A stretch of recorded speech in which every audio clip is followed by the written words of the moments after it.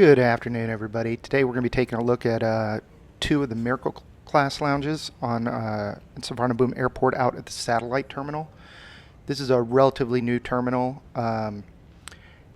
It was my first time out there, as a matter of fact, and I only saw three lounges, the Emirates and the two Miracle Group lounges. So the Miracle Group is a prominent urban hotel chain that's based out of Bangkok.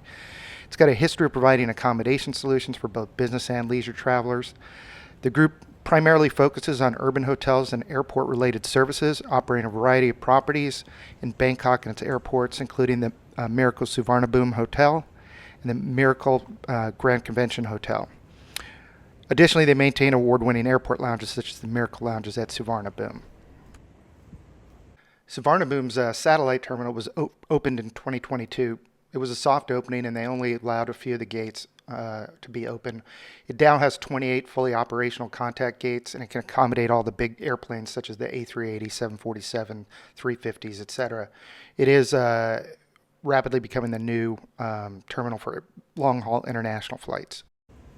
So for today's visit to the airport, I was flying on Starlux business class. I'll leave a link to that video at the end of the video where I reviewed Starlux. But I discovered that the Miracle has both a first class lounge and a business class lounge. Now, since I was traveling on a business class ticket, my assumption was that I had access to the business class lounge, which, as you can see here, is at the end of this hall.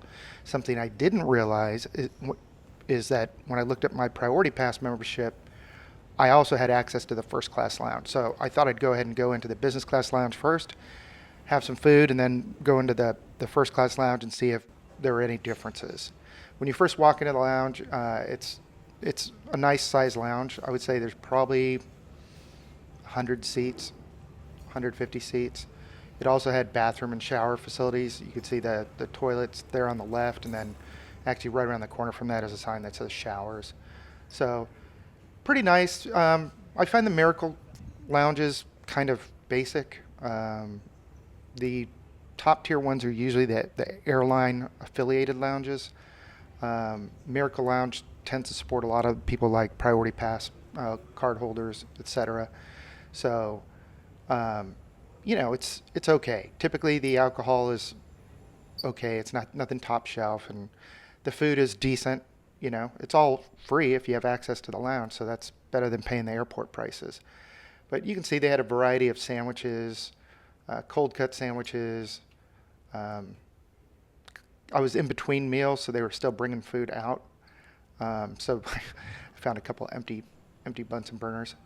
But there you can see the shower sign pointed over there. But yeah, I mean it's a pretty pleasant place to hang out. It is interesting. Neither lounge was very crowded, and I was there, mid-afternoon. So, but you can take a look at some of their food offerings, vegetables. That's basically pad kaprao, which is pork and fried rice. You got mushroom chicken soup. Here's the alcohols I was talking about. Nothing top shelf, pretty standard stuff. But if you're just gonna make a drink, it's fine. Coffee machine, juice machine, ice cream. All the lounges here have ice cream, which I'm very appreciative of. This particular Miracle Lounge had these steamed buns with fillings in them, very Asian thing. Steamed rice. This is actually your pad kaprao. One of my favorite dishes in Thailand, by the way. And chicken with coconut soup.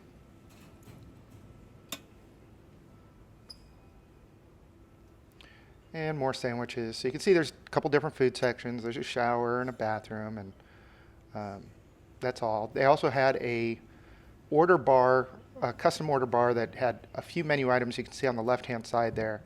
And it was actually connected to the first class lounge, because the first class lounge is to our left as we're looking at this picture. You can see the roof hanging, the wooden structure kind of starts to block the roof, so it's not as good a view of the tarmac as the first class lounge. But these are a couple of soups that I got from the custom food order, and they were actually quite good. They went well with my glass of Chardonnay.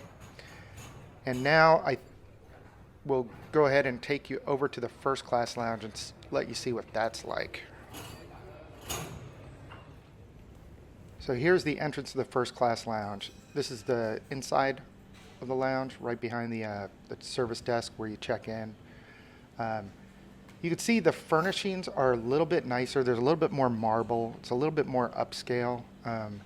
The business class lounge felt a little, I don't know, IKEA-ish, whereas this seemed like it had a lot more marble and chrome and steel. The view was much better. Also, this lounge has a shower and a restroom. Now, the interesting thing that you'll see here is that, like I said, there's no wooden roof overhang that you have on the business class side. You could see over at the business class lounge in the distance there how the wooden roof decoration is starting to come down, and it partially obscures your view of the tarmac. You don't have that issue here in the first class lounge at all. There's a shot of the business class lounge where I was just sitting, shooting from the opposite direction. Even though the whole lounge is exposed to, the general population area down below, it's really not noisy. The lounge is quite comfortable. You can see lots of outlets for you to plug in your devices and charge. One thing I did discover is that the food is exactly the same. The only difference, food and alcohol both, the only difference was the first class lounge had massaman curry as an additional option. Now, that being said, they might have brought it out after, because like I said, I was in between meals, but that was literally the only food selection I saw that was different than the business class lounge. So a little bit nicer seating, a little bit more marble, same food, same drinks, same everything else. Yeah, so I think you can go into either lounge and be comfortable and not feel like you're missing out on because you don't have access to the first class lounge. Although, like I said, if you are premium Priority Pass subscriber, you do have access to it. So if you found this video, please like and subscribe to it, and we'll see you at our next lounge video, which I believe will be the Galactic Lounge in Taipei. Thanks, everybody.